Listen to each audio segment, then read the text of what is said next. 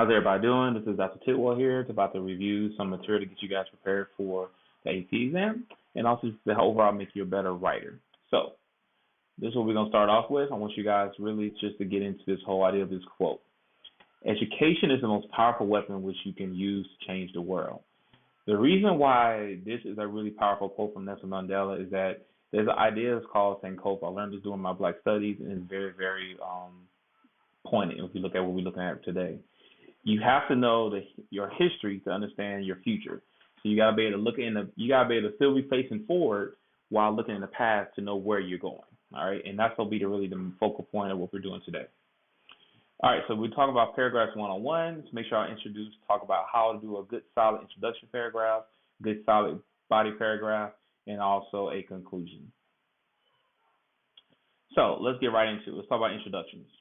So for introductions, you want to indicate the parts of your essay. You want to make a very clear and bold stand. You want to start out with something strong. You want to make a very just something to jolt the reader. Like, okay, I'm getting excited to read this paper. Okay. The next thing you want to do is start with the other side. Tell a brief story or use some news leads. So if you do a news lead, maybe write a sentence incorporating the who, what, when, where, how, and why. That's one option. Another option is tell a brief story. Maybe talk about how what you're about to write about impacted you. So let's say you are a student and you're doing a DBQ, and your DBQ is talking about the Black Power movement, right? Maybe you want to talk about how the Black Power movement influenced you, your parents. Tell some kind of story. Maybe you had a family member that's part of the Black Panthers. Maybe you had a family member that was influenced by the Black Panthers. Those are all different things you can have an option to get into. Then the other option is then start with the other side. So in other words, play devil's advocate. Give an opposing reason so that you can better later prove them wrong or prove it right in some cases as well. All right. So here is a sample of a very well-written introductory paragraph. You start off with the topic sentence. Today, smoking is an issue which is on everybody's mind. Then you go into the leading sentence. The whole country is divided on this issue. Some people believe that smoking should be banned everywhere, while others are not so harsh. Then you go into your thesis statement. However, I believe that tobacco should be outlawed because smoking endangers everyone's health, pollutes the environment, and drains us of valuable energy. All right. So that's a very strong introduction. And what you guys see here in this example is that it's only 3 sentences. Your good solid introduction for a collegiate level paper is going to be anywhere between 3 to 5 sentences. That's what I would suggest. You guys are not doing a thesis or dissertation, therefore your introduction should not be that long. So again, these solid 3 sentences is all you really need. So look at this a little bit deeper. All right, so here they gave you the same idea, but now this is where you have a quote involved, right? So, introduction. In the Monitor, it was recently stated that smoking is the greatest threat to our country's health, or to our health. Lead in. The whole country is divided on this issue. Thesis statement. I believe that tobacco should be outlawed because it endangers everyone's health, it pollutes the environment, and it drains of valuable resources. Now, all these examples I'm giving you guys in this presentation are all coming from college students' papers I've had done in the past, and I'm going to tell you guys both the good things about them. The bad thing here is the punctuation. Here you should not have a semicolon where it should be actually a comma. The semicolon means that you have a complete thought, but you're also continuing. But here it'd be a better use to use a comma. Otherwise, it's pretty straightforward. Now, for AP students, the lead into the thesis, that's where you guys should put your contextualization at. And this is why you should have more so that 5 sentence guides where you have a solid 3 sentences where you contextualize. So you have the introduction to your topic, your contextualization, and then your thesis statement. Okay? And that's really all you have to do for a really good solid score on the thesis statement as far as the introduction portion of the paper.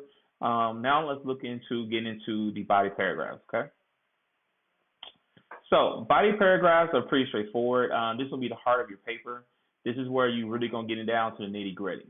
So let's talk about long versus short body paragraphs, okay? Each paragraph should make a point. And every sentence in it should relate to that one point.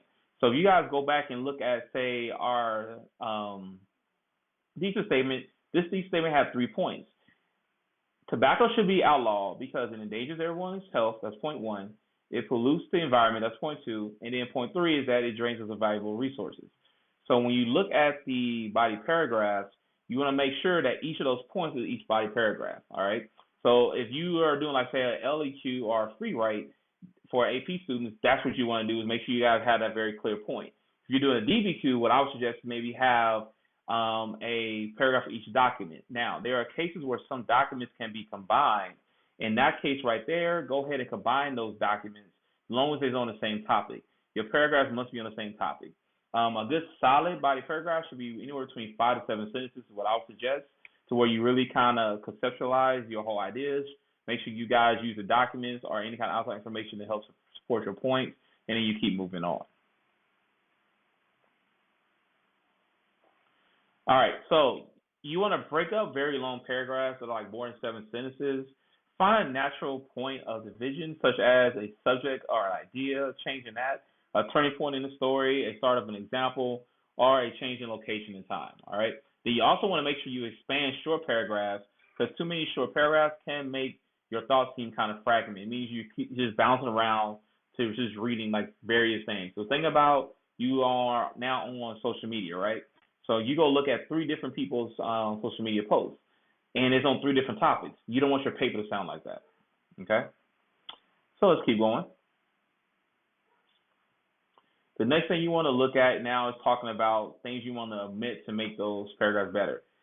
If you can expand it, develop it, or combine it, get rid of it. All right? Check for continuity. Make sure that everything flows together. Link your paragraphs together with transitional phrases.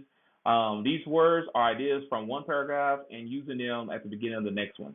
Transitions are important. They are a must-have. Typically, transitions are always going to end off with a comma. Therefore, however, furthermore, those are all examples of transitional phrases that you want to keep in mind. Okay? So if you look at the overall arc of how a paper is written, you go from the introduction, which is the top, you got the conclusion being the bottom. And then the body paragraph is that middle portion that's extremely important, which you guys see right here in the graphic. Okay? Now, I'm not sure about you, but every time I think about writing, I always get hungry. So what I did is kind of came up with this idea of the hamburger method, all right? So you guys know anytime you're eating a hamburger, you typically, on the average American hamburger, okay, on the average, not saying everyone eats the same one, you typically going to have your bun, you're going to have your meat, you're going to have your cheese, lettuce, tomato, onions, things like that. If you like me, you might want to throw some bacon in there too. This is where the hamburger method comes into play at. I'm going to give you guys a second just to look at this. I call this the MEC paragraph. All right, so first you see you have your topic sentence being your top bun, supporting sentence being your meat, your cheese can be your proof sentence. Then you have another topic sentence, supporting sentence for another piece of meat. Then you might have your tomato, something like that for your proof sentence. Then another piece of meat is going to be your supporting sentence. And then your proof sentence is going to be in the green, and then concluding sentence will be your bottom bun. So again, this is my take on saying eating like a Big Mac. I call this the next paragraph. Go a little bit deeper into this. All right. So the topic sentence states the main idea of the paragraph. Of course, every topic sentence should correspond to your thesis statement. So you should be able to take your main points from your thesis statement and go here. So if you go back and we look at the initial thesis statement, right? We had 3 points here in this thesis statement. Tobacco should be outlawed because it endangers everyone's health, it pollutes the environment, and it drains the valuable resources. Therefore, your first topic sentence just talks about one of those two, either it being endangers the environment, is bad for your health, or it drains it. Okay, so those are things you want to make sure you focus on. The rest of the paragraph must expand on that, describe or prove what the topic sentence states in some way. A good topic sentence makes a point and suggests the logical structure of the rest of the paragraph. Okay, so excellently written paper is that you read the thesis statement, you read the topic sentences, everything should match. Okay, keep going. So now, I'm going to show you guys a sample paper in a little bit. I just want to make sure I get you guys the color codes. It's also similar to what you guys saw moments ago in the next paragraph. So the red is a topic sentence, the first sentence of your body paragraph. A supporting sentence gives a reason in support of the paragraph's topic sentence. So you literally are just supporting your topic sentence. The proof sentence gives you the supportive sentences by providing a detail or quotation from the source. So now this is where you use your documents, primary sources, things of that nature to support the supporting sentence. Then your conclusion sentence is normally also be one sentence that refers back to the topic.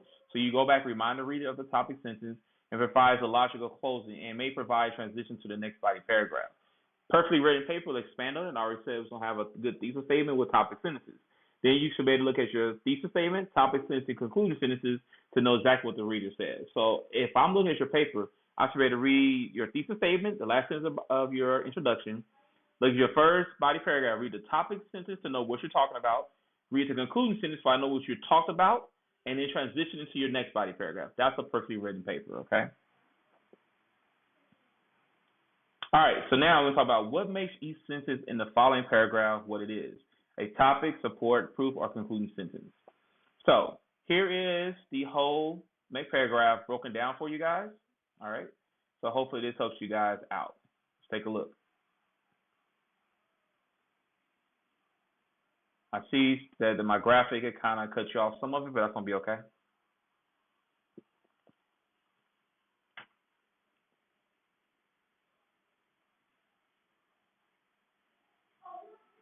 All right, so you got your first topic sentence gonna be in red. You got your next supporting sentence gonna be in brown.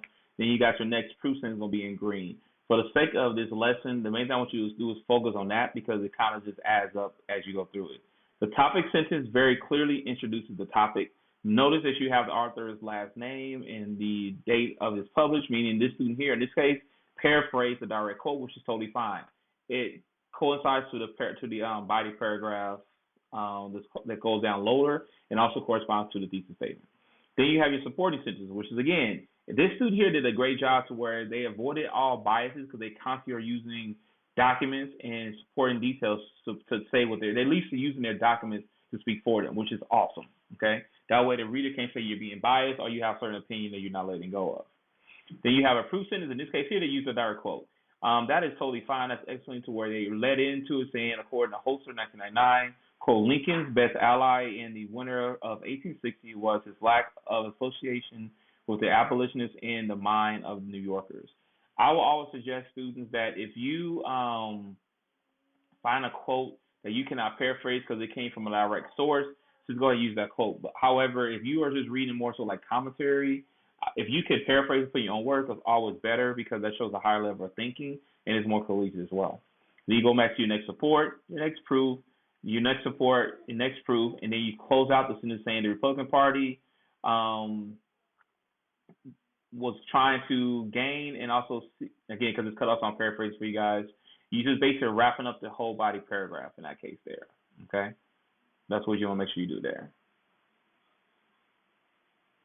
Leave this up for you guys to look at it. Again, if you just look at the first topic, support, proof, and then support and proof, that's straight. I know it got cut off at the bottom end of it, and that's okay because that part is really just more so the fluff. You have 1, 2, 3, 4, 5. You have the concluding paragraph. That's enough for any type of AP exam that you may be running into in the next couple of months or for your class. I always say a 5 to 7 sentence paragraph is very good. Anything else would be kind of wordy and gets really long. And if you're typing it in say APA format, you're using Times New Roman two line two line separation, whereas spacing, that can make a very long paper. So again, stay between 5 to 7 because you don't want your reader to get tired of reading your stuff.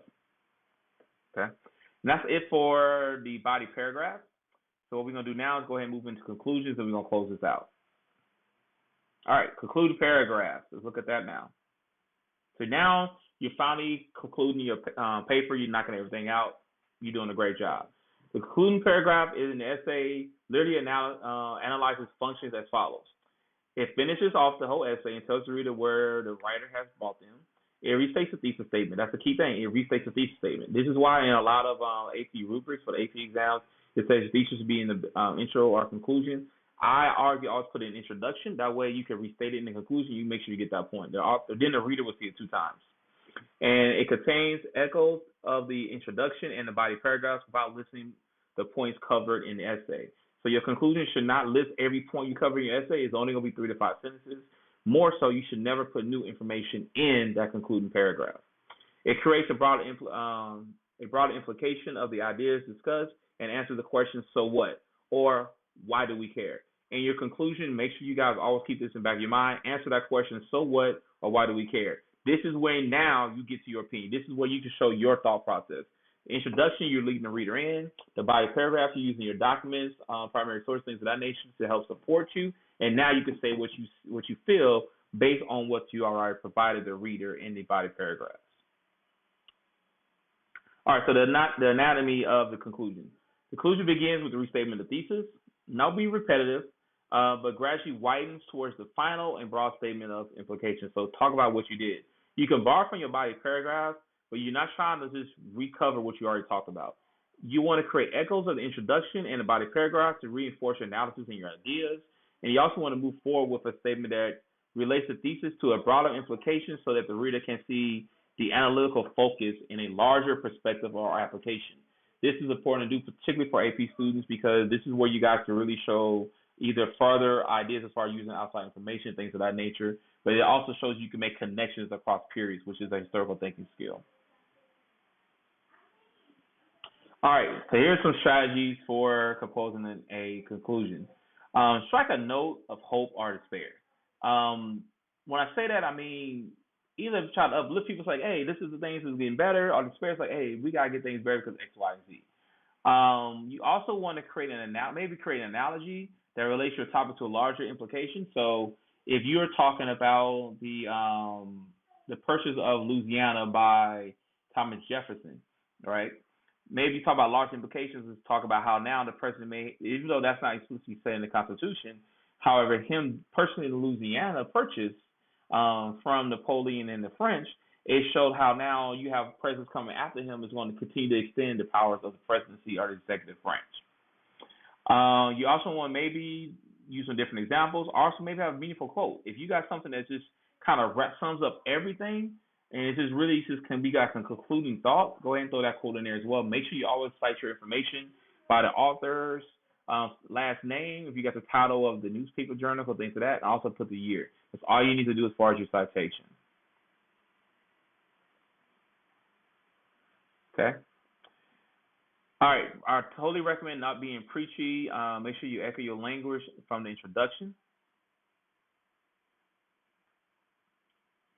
All right. Consider the following checklist. So avoid first-person point of view, abstract vague language, or poor diction and slang. Nowhere in your paper should it look like you should send a text message to your best friend. This should remember academic writing, meaning you're using academic language and you're not using any type of slang. Okay. Avoid simply repeating the thesis or listing the main points. They'll conclude more than you reasonably can from the evidence that you have presented. So in other words, if you did not already mention it in your body paragraphs, don't try to throw to your conclusion. Echo the language and ideas from the introduction and body paragraphs that you can support. And again, use 3 to 5 sentences. You're not saying every single thing, just the main key ideas. So in other words, what are the main things you want to make sure you leave with your reader?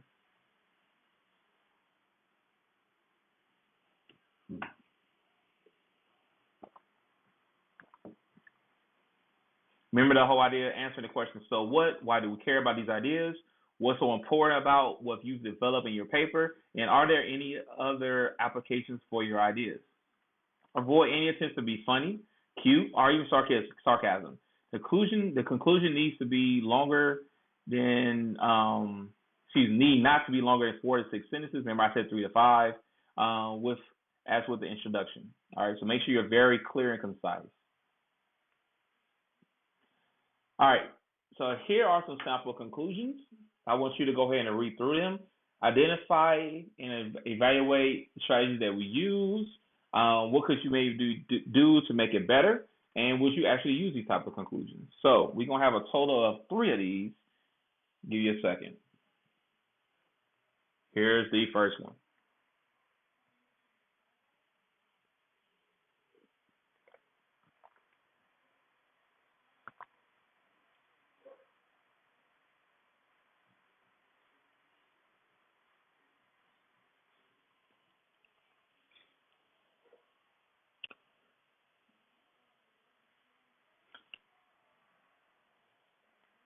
Okay, if you are not done reading this, go ahead and pause the video so you can go back and finish reading. Here is the second one, though. I'm going to go back and talk about all of these.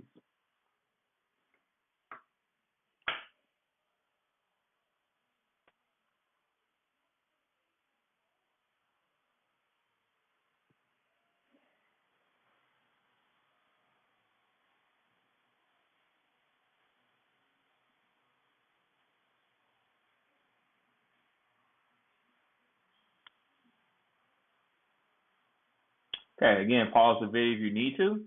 Let's go to the third one.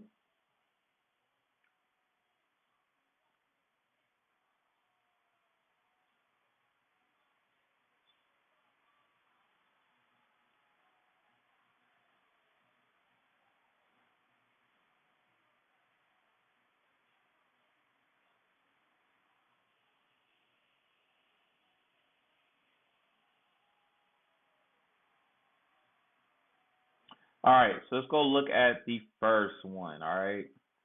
First thing I'm gonna say is that all these are pretty solid introductions. They just use various methods to get those things completed. However, what you also want to continue to remember is that you always want to be to the point.